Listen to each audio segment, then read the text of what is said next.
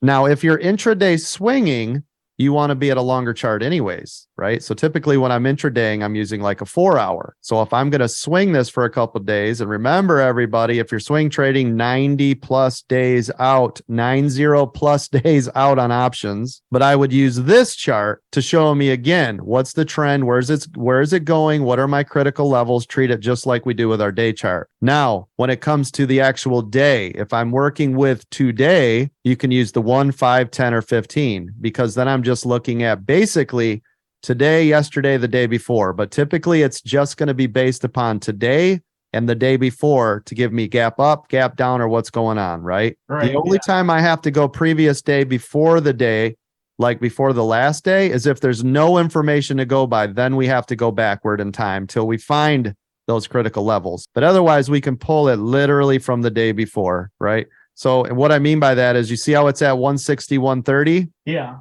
You're not going to find out what a critical level is, because look, none of these days are showing it. So I have to go back, right? So this is where you have to then start going long term, right? So this is where I could pull back to an hour and go, okay, but that's the only time I pull out that far. That's the only time I have 8 million of these lines charted all over. When it gets to the range I'm in, then I want them, because then I'll start identifying critical areas.